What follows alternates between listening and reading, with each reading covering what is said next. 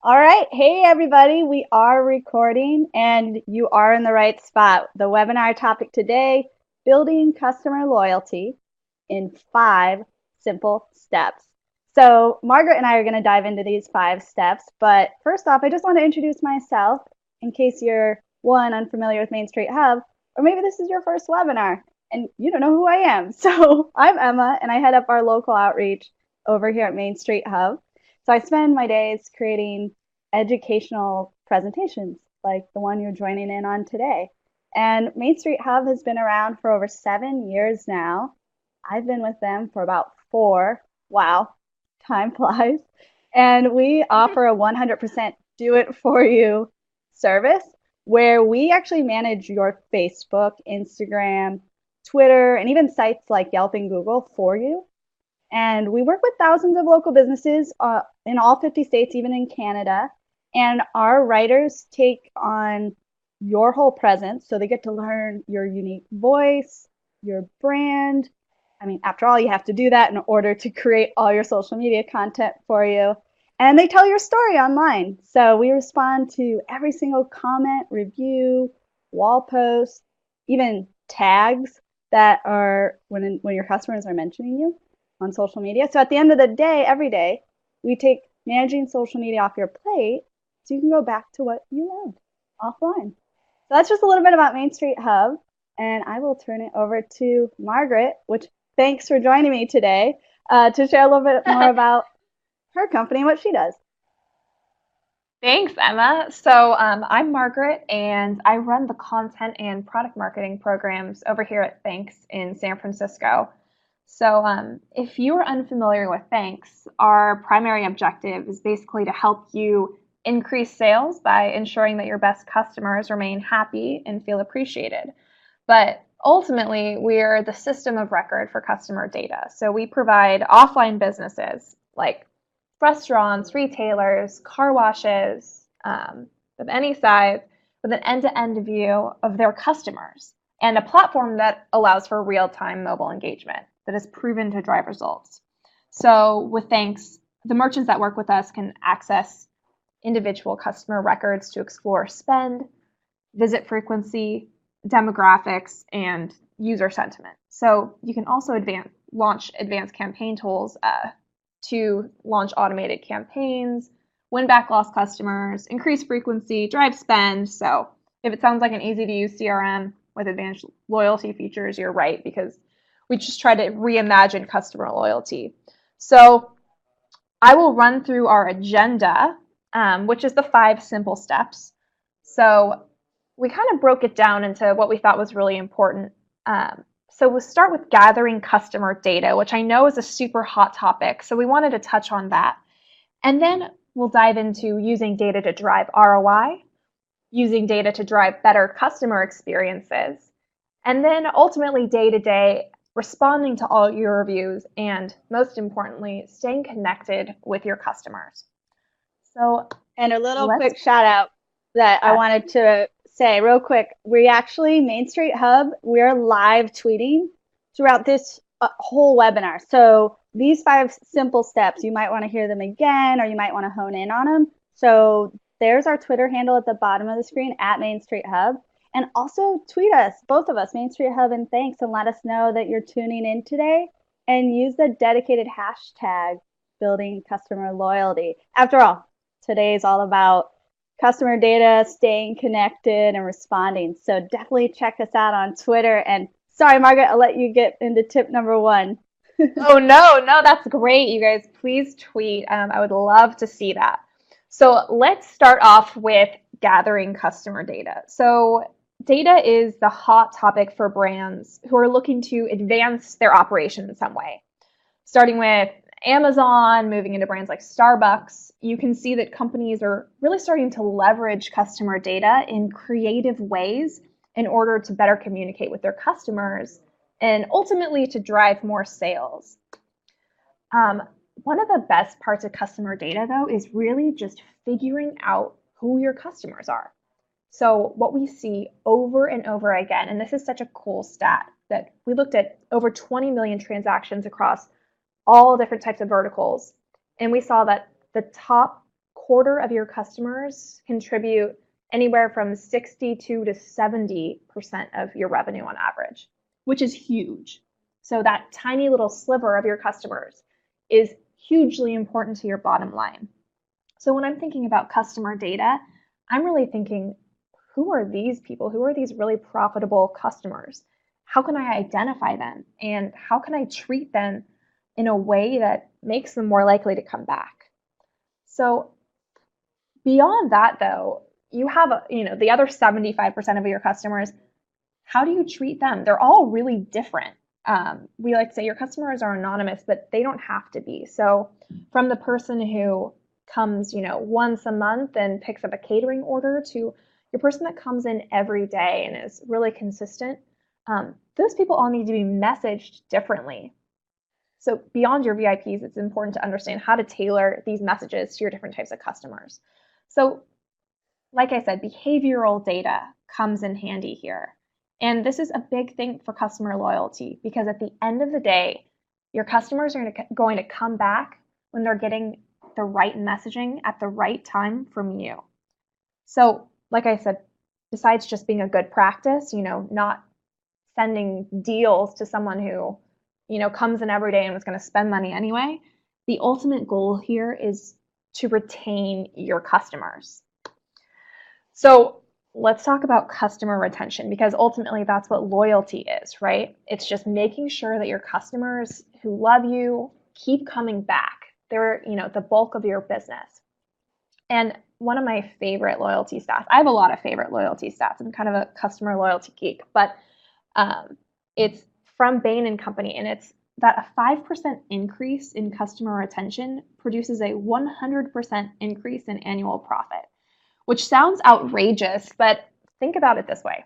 If you're walking down the street and someone says, hey, I'll give you $5 to try a restaurant that you've never tried before, that's off the beaten path, you're probably like, maybe, like $5, is that really enough to nudge your behavior? But if someone comes up to you on the street and says, here's $5 to go to your favorite restaurant, you're like, all right, done. And you can see that the amount of money that you have to spend to drive an incremental visit from an existing customer is much less than to get a new customer into your door for the first time. So that's why customer retention is so powerful. So ultimately, customer data should be used to help you delight and ultimately retain your customers. And there are a few different ways to do that. So loyalty programs try to do these things, and we're going to talk about that in a little bit more depth. But really, your data helps you personally identify your best customers, to drive ROI through that data and insight, because we're all trying to run operations day to day. It's all about the money. And then to create one-to-one dialogue via personal feedback. So I like to call this closing the customer data loop, or even creating a 360-degree customer data profile. So it's not just about knowing how frequently they're coming in, but it's also about being able to reach out with that tailored data. So let's talk about the sexiest thing, which is ROI, or actually making money with your customer data.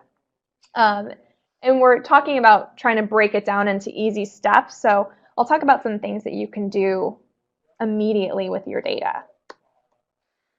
So here are kind of the three main columns into which customer data can fall and to how you can use it. So first of all, like we said, identifying individual customers, knowing exactly when someone comes in, knowing what their history is, how much they have spent, what other marketing campaigns they've seen in the past. And then ultimately segment and target your marketing to those people. So your user base, understanding how some people contribute more, sending them different messages.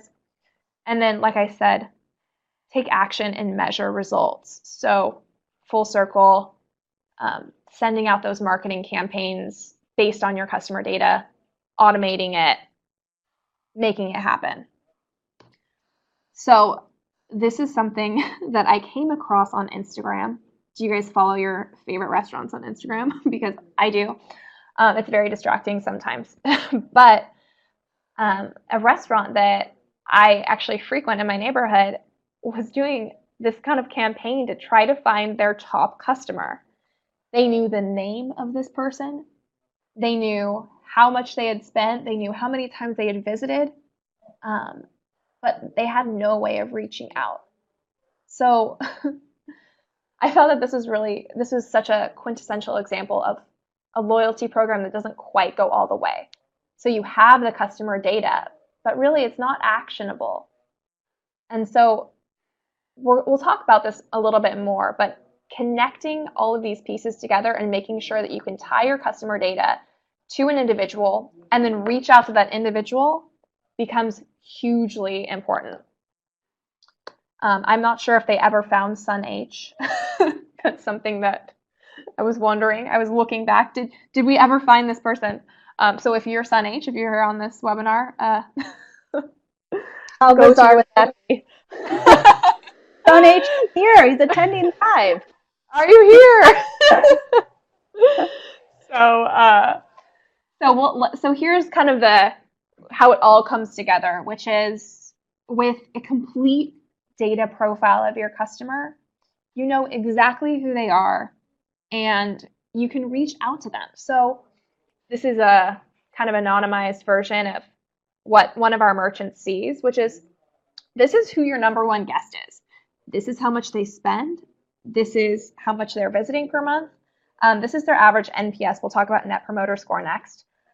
And then if you can identify your top customers, you can actually reach out to them directly to express appreciation because, like we said, they're so valuable. Your top customers are driving disproportionately large amounts of revenue. So some of our merchants actually like to send wrapped gifts. They send personalized merchandise. They handwrite cards. Call me old school, but I love when I get a really, really personal gift from a place that I frequent. So let's move on to using data to drive better experiences. And this is something that a lot of people could do today with feedback. And I think it's hugely important because at the end of the day, it really is about the customer and it's about their experience. So at Thanx, our merchants use Net Promoter Score, which kind of sits at the intersection of data and customer experience. We use it at Thanx to help our merchants quantify customer satisfaction, and then we pair it with feedback so they can respond directly to their customers. Connecting directly with your customers obviously is an integral part of building true loyalty, which is why NPS and feedback is used by all of our Thanx merchants. So if you've ever been asked the question, how likely are you to recommend this restaurant or retailer or car wash to your friends or family? That's Net Promoter Score. And it was identified by Bain & Company as the ultimate question for measuring customer satisfaction. So 9s and 10s, they're your promoters. They are your VIPs, they are your banner waivers, and these people are usually responsible for outspending and outlasting all your other customers. So they spend 21% more each year, they defect 8% less each year, and perhaps most importantly, they account for 80 to 90% of your referrals. So you can see why it's incredibly important to maybe start getting this data so you can identify your promoters. But outside of your promoters, it's also really important just to understand how your customers are feeling and to be able to respond to them directly. So we found, after evaluating and studying years and years of customer feedback data, that simply by giving your customers a survey to complete, they are 7% more likely to return in 2 months. Seriously, just asking them, how was your experience? It makes them more likely to return. Now, if you as a merchant receive feedback and then you respond to that feedback, you've doubled the likelihood that they'll return in 2 months. They're 14% more likely to return in 2 months. And then here's kind of the cherry on top. If you as a merchant respond and then give some type of reward, like, thank you so much for your feedback, here's 10% off your next visit with us. they're 22% more likely to return. Obviously, they want to use that reward. So that's why coupling Net Promoter Score with feedback is so powerful for merchants who are looking to drive more visits.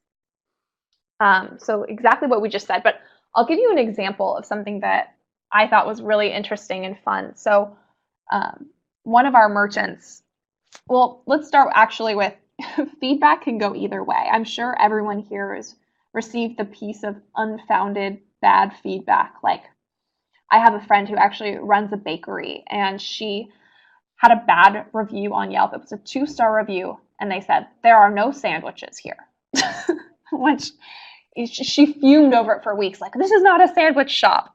But there are some people who are just always going to be unhappy no matter what. And so when you have customer data, you can kind of contextualize this feedback. You can understand, is someone worth responding to?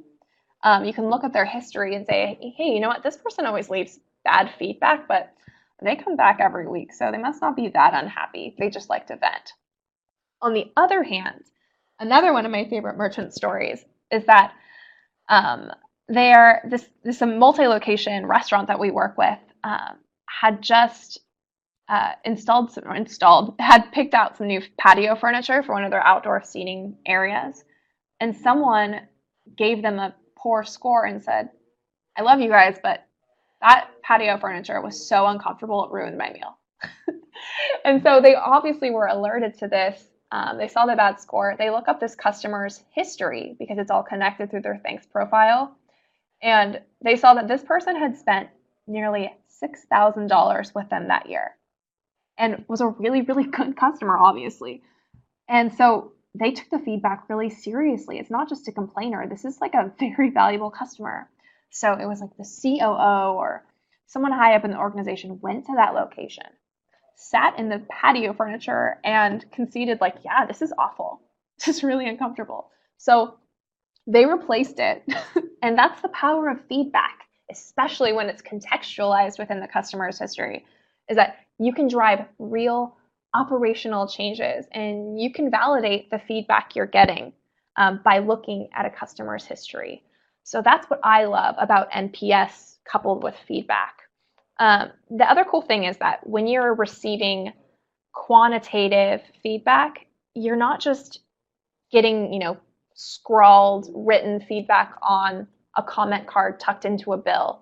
You're creating data points. So you can see over time, and I anonymize this by doing Winterfell, so I don't know if I have any more Game of Thrones fans in the houses, but this is Winterfell's NPS Oh boy. score. Dun, dun, dun, dun, dun, no. Don't get people started on Games of Thrones. That will just take over the chat box. I know.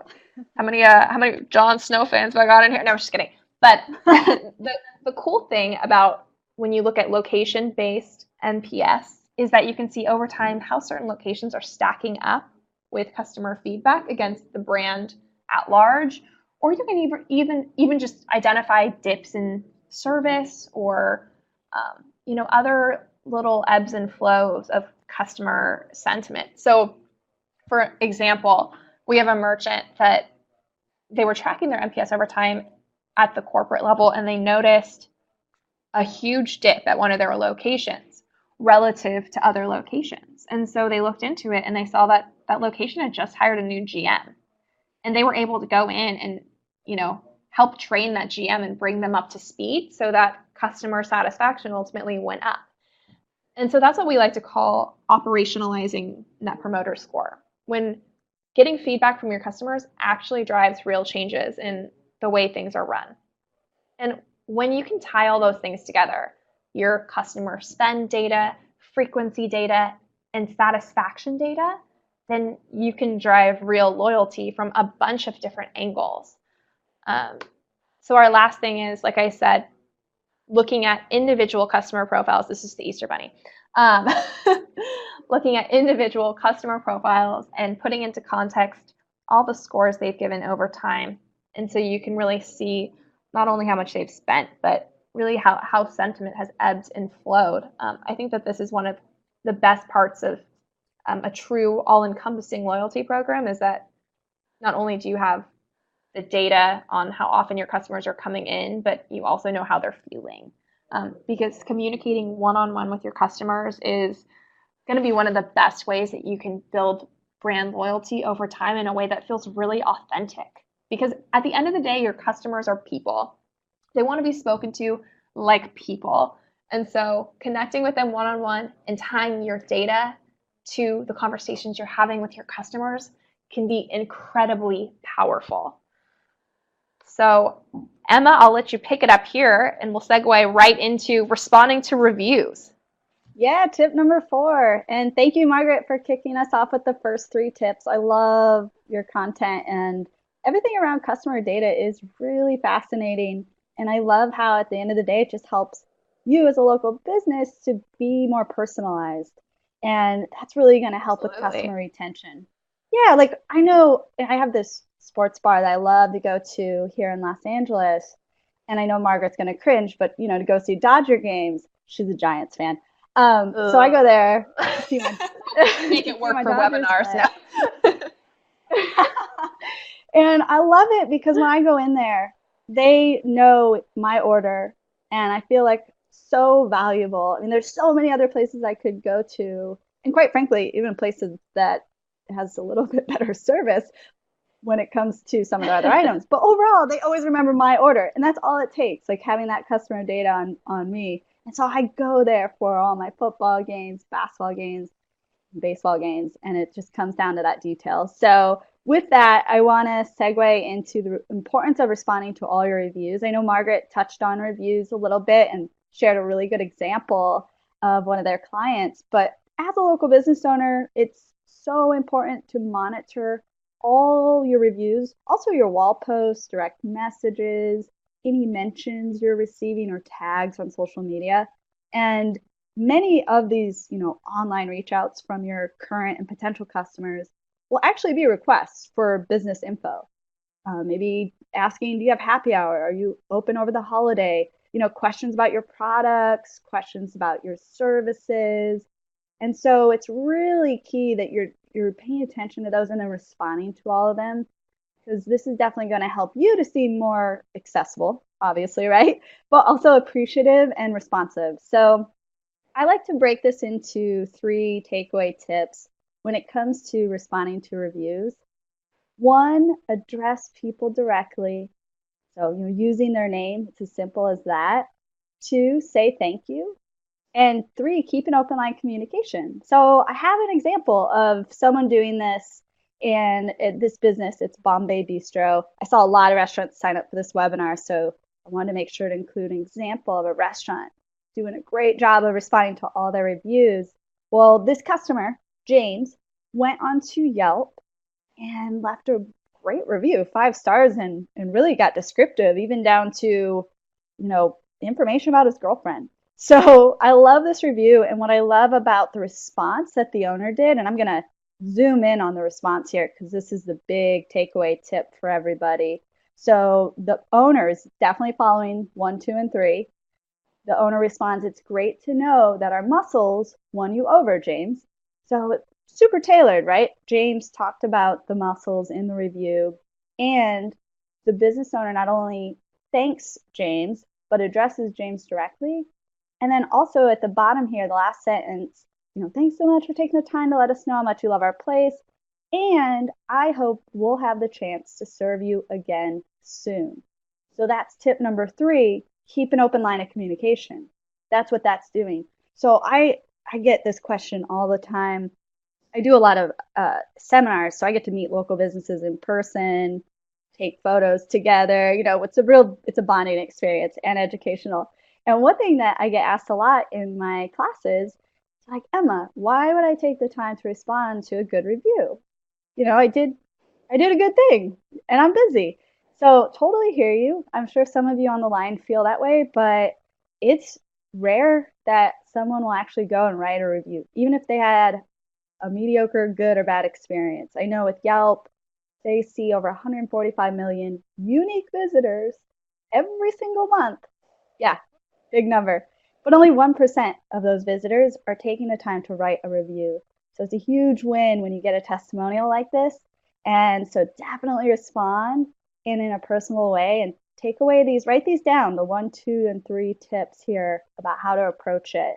And keep your responses, 3 to 4 sentences is great. And if you have any more questions about this, by all means, I'm going to share my contact info at the end of this webinar. Happy to talk further about good reviews, bad reviews, etc. So another thing, remind your customers that you want to hear from them.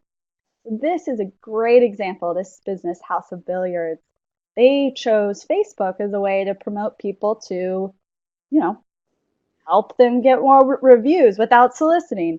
Notice they wrote, have an experience to share, send it our way. And I love this little play off the Beatles song, We Get By with a Little Yelp from Our Friends, which I sang yesterday to Margaret, but I'm nervous. I can't sing it today. Maybe next webinar. She did a But beautiful job, for the record. oh, thanks, Margaret. I practiced a lot. So using a witty caption like this or a photo to encourage your customers is definitely kosher, and it's really a great way to encourage your customers to let them know, how are you doing? And I know some business owners, they look at me with fear in their eyes because they're like, but what if I get a bad review?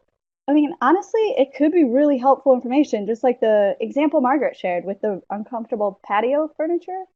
I mean, it's definitely better to know than not to know, right? So this could be a really great opportunity for you to, again, get feedback that can help you to just improve the customer experience. So I just love this. This is just one example. I have actually a Twitter example too.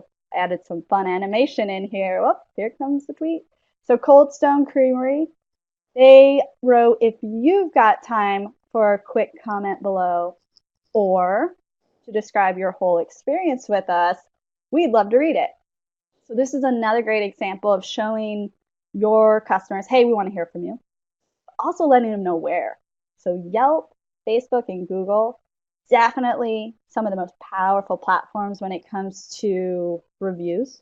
And I also want to give a shout out to my teammate, Caroline. She just posted in the chat box. You won't want to miss this. So this is a really great blog post that actually goes in depth about online reputation, how to respond to reviews.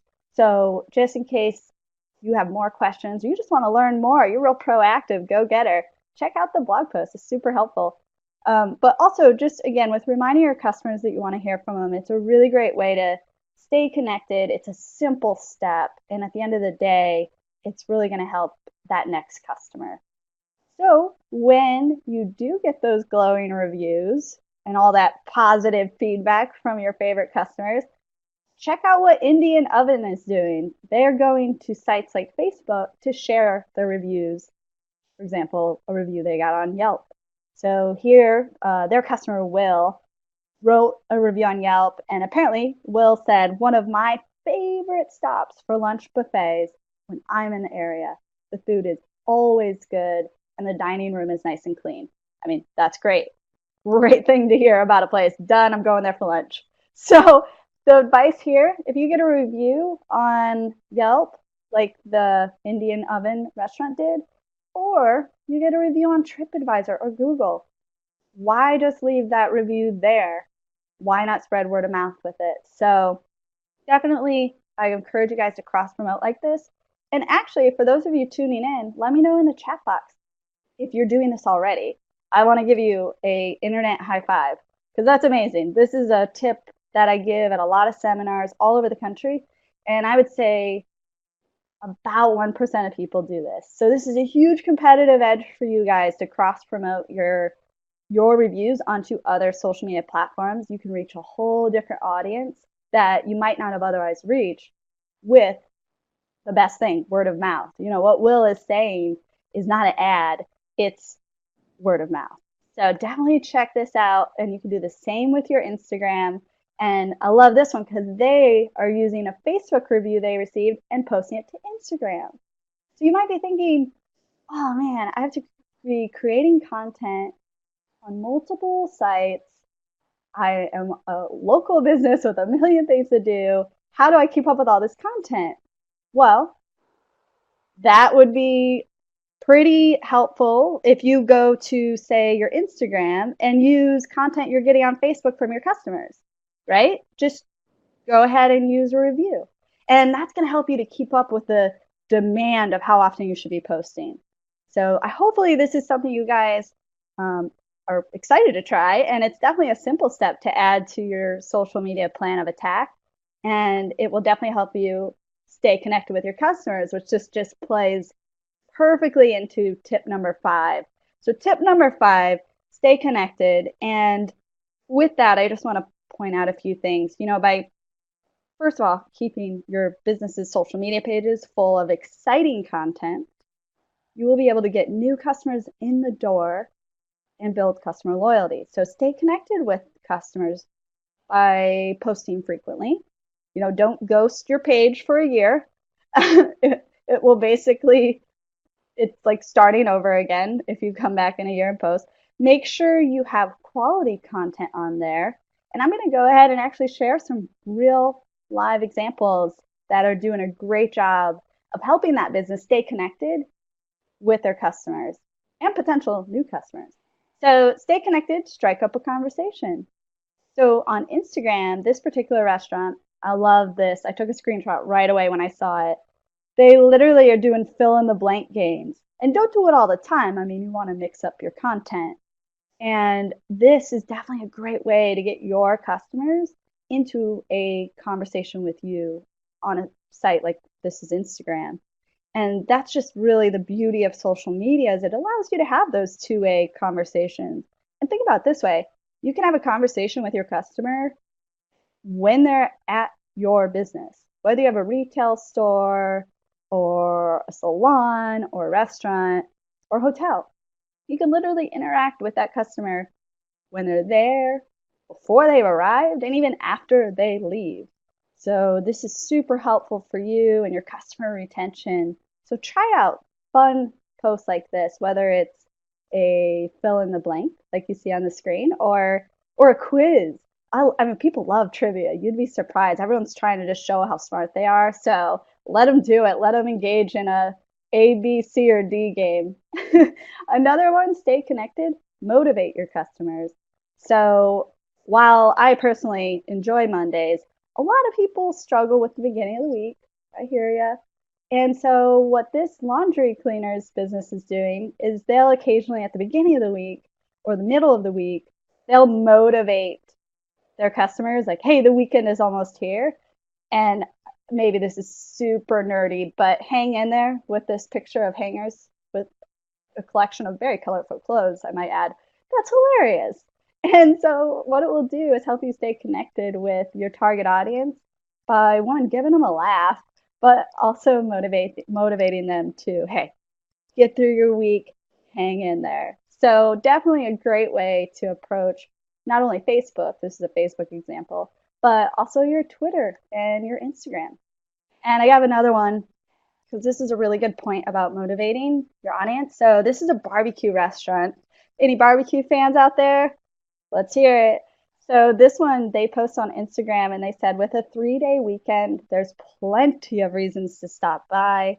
Rain, sunshine, ribs, brisket, craft beer, dot dot. So this is a great way to again get people excited, but also the timeliness of this post is key.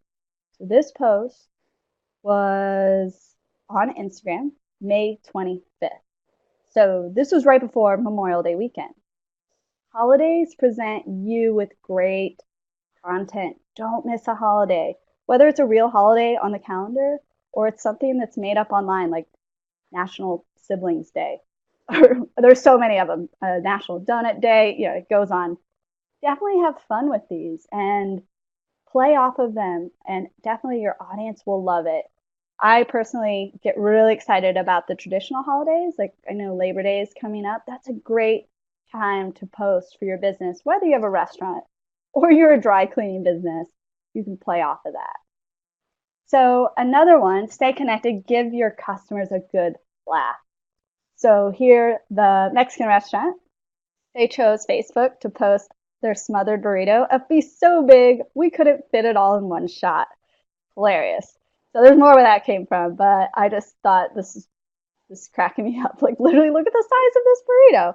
But what I love about it is they're keeping the fun alive. So I know it can be stressful because you need to be on social media, you need to be creating content, responding to reviews, responding to every tag, check in, mention. It's a lot of work. It adds up. We know we do it every day for businesses like yours. But don't forget to have fun. And a laugh can go a long way. And it's also going to help you to stay top of mind with the right folks, your target audience. So definitely a great one. I could do a whole webinar on how to give your customers a good laugh. If you guys would like to see that, just let me know. And lastly, stay connected, share tips and your tricks. So this one, oh my gosh, you could use this on a weekly basis because think about it this way. What you do, your business, you are the expert. Okay.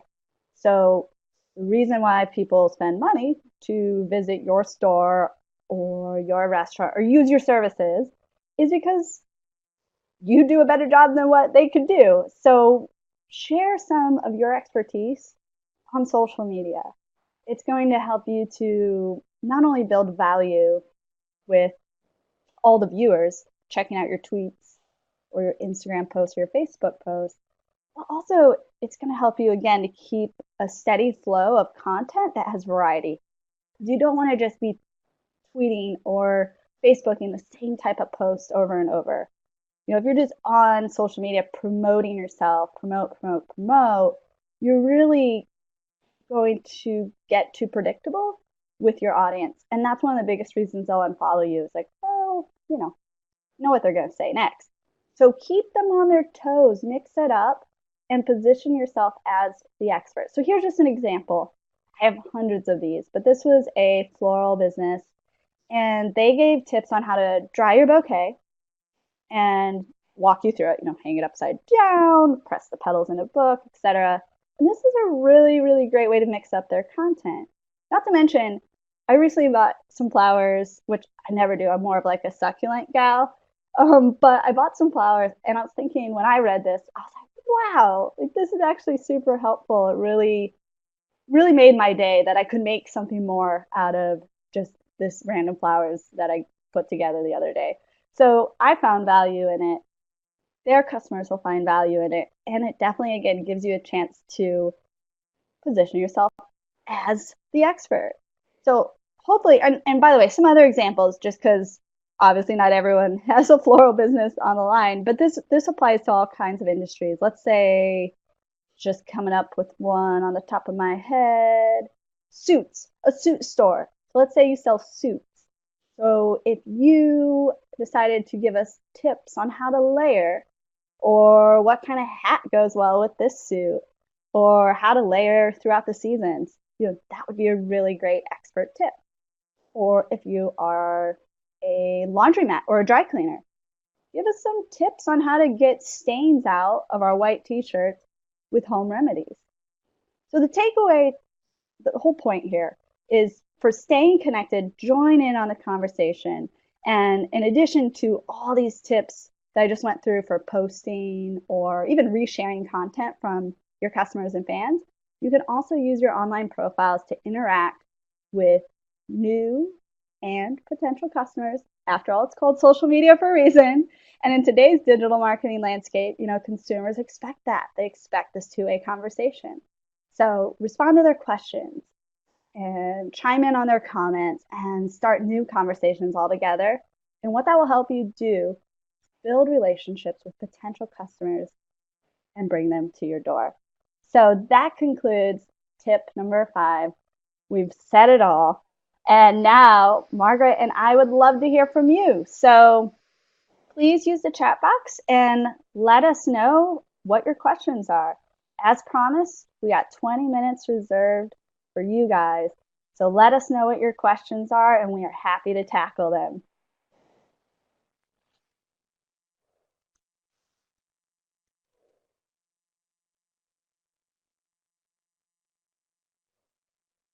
And while you guys are thinking, I have a question for you, Margaret.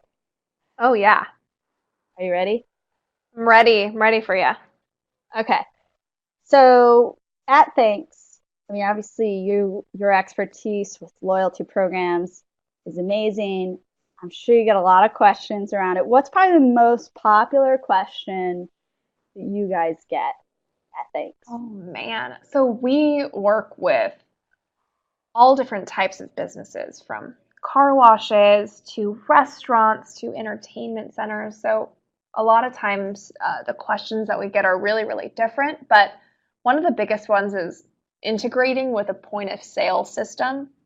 Um, so how does that work? Because that's where people kind of typically have their customer data. And so Mhm. people are like, okay, it's great that you give us customer data, but how do we get it? So the answer for that is that we actually are a cloud-based loyalty program. So we operate directly on top of everything else. And there's no hardware required, no IT integration. We set up everything for you.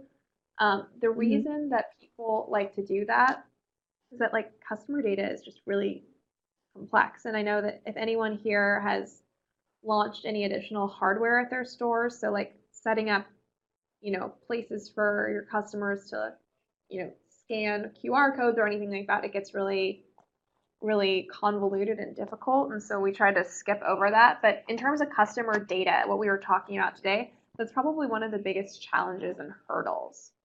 Um, so not to get too thanksy, but that's something that we do exceptionally well. But there are other ways to do it too. But this is just our favorite way. And No, that's I'm seeing the question, how much does Thanks cost? It varies by it's per location per month, and it really varies by the level of functionality you want. If you want to shoot me a direct email, we can spec it out for you. Um, it's per store, so everyone's a little bit different. We have all kinds of different functionality. You can even sell stuff directly within your Thanks app. We call it exclusive deals, and so it's another kind of loyalty building mechanism where you can actually just sell stuff to your best customers. It's like the anti-Groupon, we call it. oh So, boy. oh boy. Uh, but yeah. Great. So awesome questions, you guys. Keep them coming.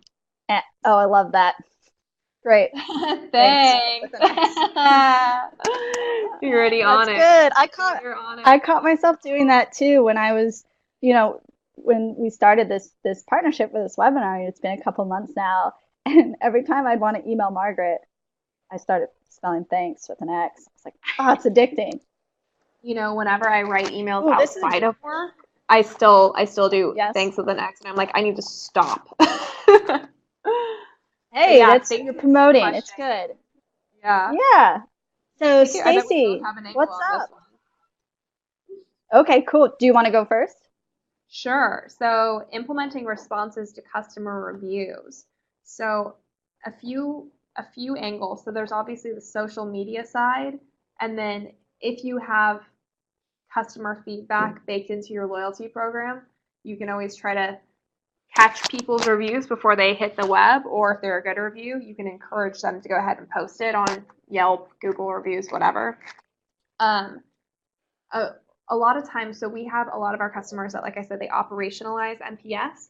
And a really good way to fight resistance in initiating that in your workplace is to show that there's revenue driven from it.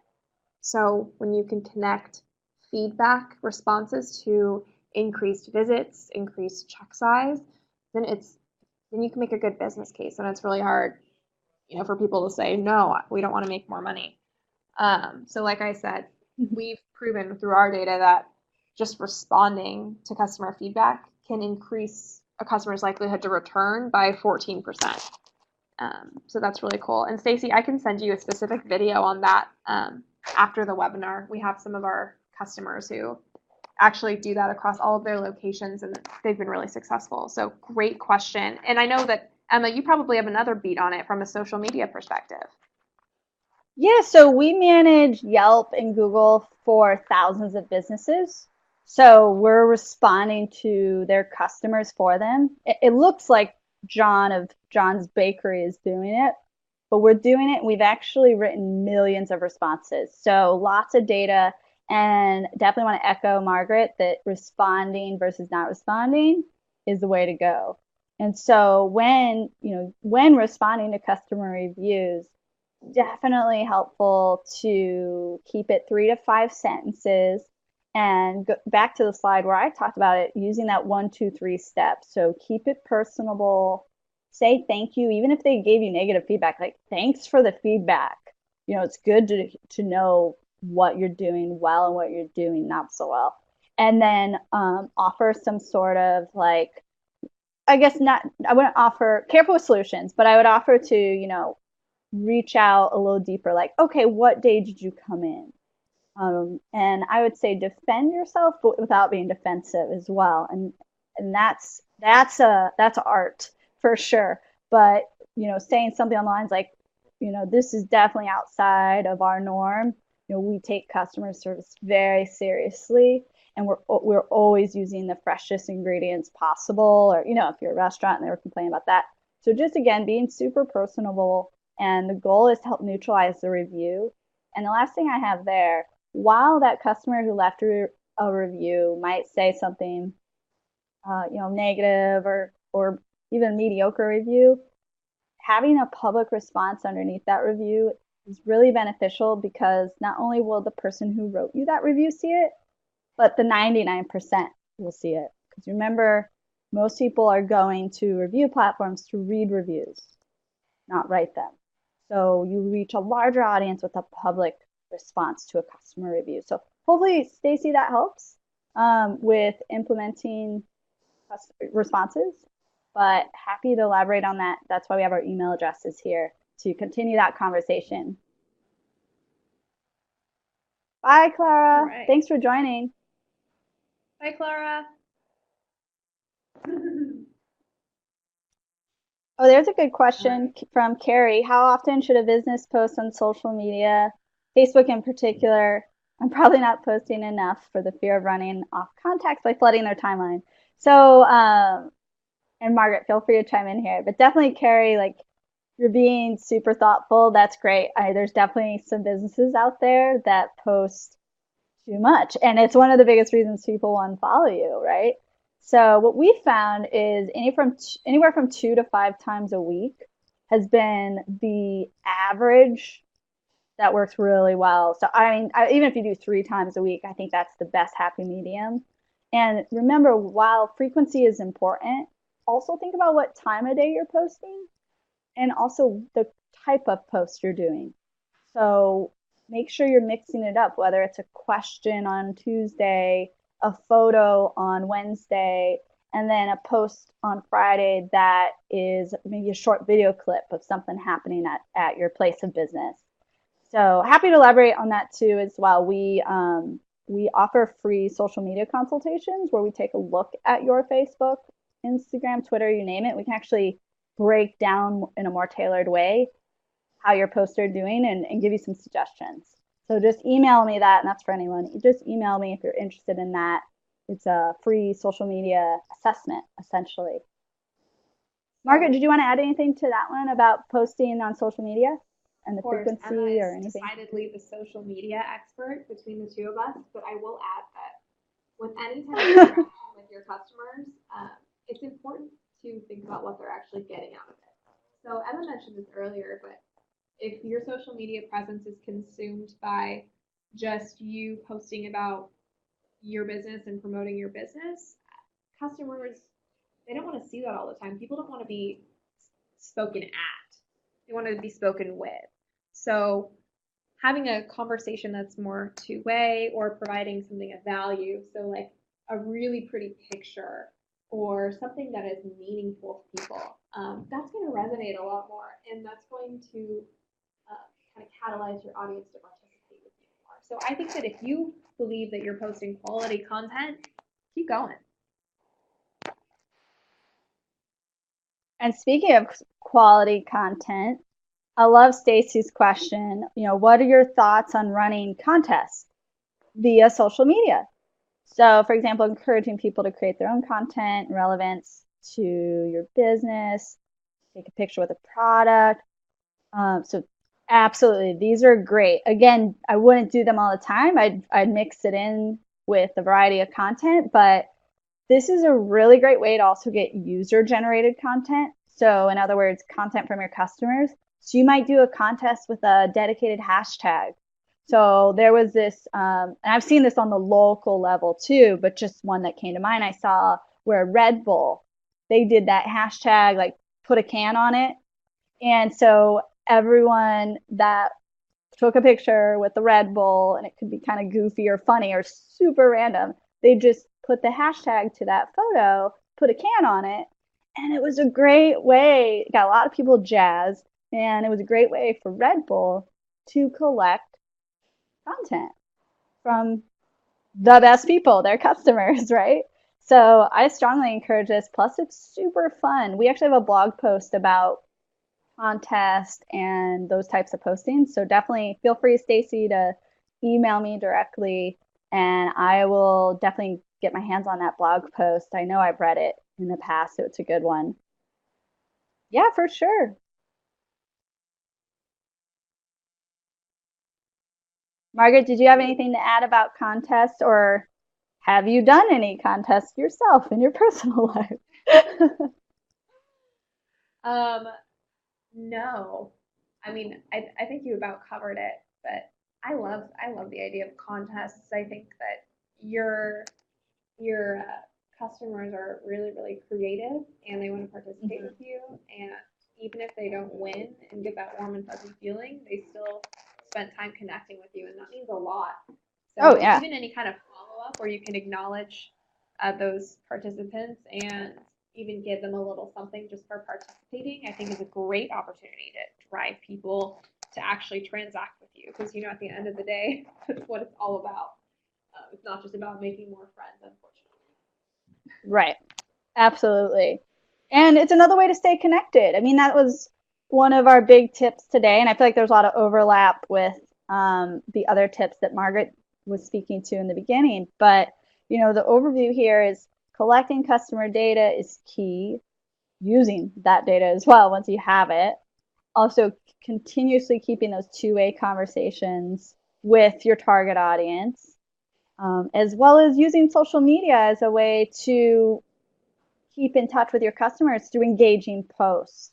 And I know that's a tricky one to get to, and while all five can be tricky, but hopefully we gave you simple steps to, get you off on the right foot in five different ways, and at the end, help boost business.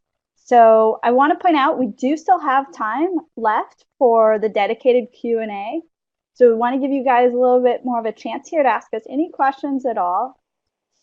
Um, Also, feel free to tweet us. I know some folks prefer to ask us questions that way. So I'll add our Twitter handles here in the chat box again for Main Street Hub and Thanks Inc. Also, we have our email addresses here in case you want to, just rather have a private Q&A. I understand. Sometimes I'm shy. I understand.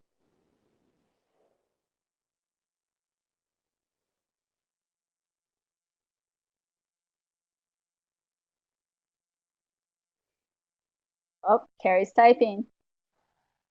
Mm-hmm. There's a question No brewing, pressure, folks. Carrie. No pressure, Carrie. What if it's like, hey, I got a jet? I know. Right.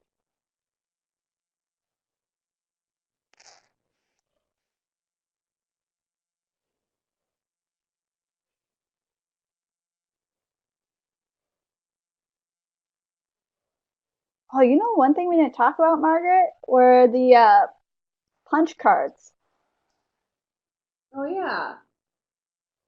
I mean, versus they're like, definitely, yeah, yeah, punch we were cards versus chatting about it. digital loyalty.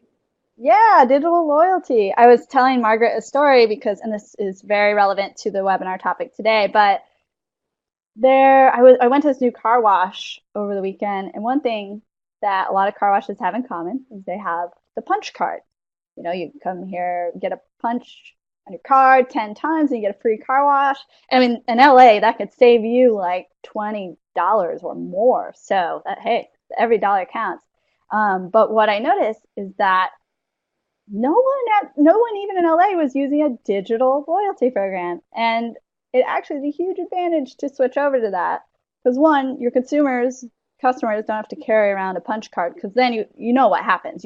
Your customers end up with three different ones because they forget it every time, and then they just get a new one, get a new punch card, and then you go in there and you have your three or four punch cards. You're like, hey, can I combine these? And now the car washes are like, well, we can only do two at a time, and it becomes this very unorganized issue. And the Oh whole yeah. point of the loyalty program is to get your customers to keep coming back, as Margaret, you know best. So that was just a personal story I had from literally Sunday afternoon, and I thought about Thanks and how turning loyalty into a cloud-based solution is crucial and very helpful for any business. Oh, totally. And one of the things that as a consumer I appreciate about Thanks is that I'm not carrying around any punch cards. Um, I don't need to bust out my phone and scan a QR code or enter a phone number in whenever I transact. So, as someone that works for Thanks, I'm like on a mission to get all of my favorite places in the area on Thanks because I am such a loyalist to my favorite brands that, I want to participate in their loyalty programs, but I don't want to carry around another card. But Absolutely. other cool thing though is we were talking about customer data, and it's so interesting to me that you can have someone run through several punch cards. They can be such a frequent customer, but you will have no idea who they are if it's not connected to your system in any way. So someone's on their third punch card, but like, do you know their name? Do you know when they're coming in? Like, do you have any information on them? So it's not just about customer experience, although that is always important and it should always kind of drive the decision making, but it's really about like what are you getting on the back end? So Absolutely. Um, Also, oh, Margaret, Carrie. yeah, I knew Carrie had something brewing. I knew it. Yeah. Margaret, do Oh you have yeah. anything you want to That's a say good to this first? to the Carrie one. Yeah, to the Bill Nye Oh comment. yeah. Carrie, we talked about, or I'm not sure if we talked about it, but we touched on that there are like 2% of customers that are just going to always be unhappy no matter what. Um, and so that's one of the things that I like about having customer data is that you could go find that person if they're actually a customer, because like you said, he was probably just looking to start, a trolling thread on you. Um, I would just respond and be like, sorry that this isn't your style. Hopefully we can come up with something that you like in the future. I don't know, Emma, what do you think? So I would say definitely you want to echo what Margaret was saying. You still want to probably neutralize that. I definitely think you're being very thoughtful and sensitive to, hey, what's the validity of this review? You know, what's the validity of this guy responding? You know, he's making a little bit of a attacking joke, but I I definitely would say at the end of the day, use your judgment. Like go with your gut, right? Um, it's not directly towards your business. I feel it's just again like someone trying to just pull a fast one on Bill Nye, just complaining. But definitely go with your gut. And at the end of the day, the biggest thing when responding to reviews is what is your voice as a business? You know, what is your brand? Before you ever go online and start responding and posting content, you definitely want to just stay consistent and stay with something like that neutral and lighthearted. You know, so if you are going to respond, maybe invite him to try other products that he wants at a different time. And you know what that's going to show him, which maybe he's just a jokester, but it's going to show all the other viewers, again, the majority, just the people landing on your page, that, oh, wow, like one, you're listening, two, you're responding, and three, how thoughtful of you to come up with a solution or to invite him to try a different product. You know, other people are going to see that response too, and just keep that in mind. So that's kind of our take on reviews like that. And that's a really good question. I'm so glad that you asked that. Thank you. So with that, wow, time flies. We have reached our end of the webinar. Yeah, no problem, Carrie. I definitely appreciate you guys taking the time for all the questions. Margaret, did you have any other shout outs before we hop off? No, thank you so much for being here and participating, everyone. It's been really fun, and so we hope to bring you some more content again in the future. If you have any suggestions, things you'd like to hear, things that you think that we could help you out with, give us a shout. Our emails are here, and we'll try to keep bringing you content that's helpful in your day to day with running your business. Absolutely. And keep an eye out for the recordings. We'll get those to you ASAP.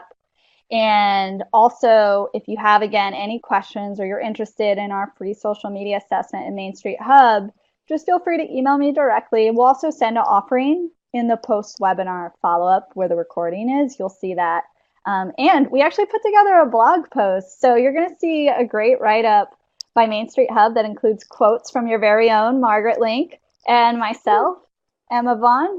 Other than that, I'm going to go ahead and say thank you, thanks, and we should do another webinar again in the future. Love the content, and to everyone that tuned in today, thank you for your time as well and the great questions. So keep up the great work and stay tuned for our next webinar. They're always free, they're always fun. Enjoy the rest of your day. Bye, Margaret. Bye, Emma. Bye, everyone.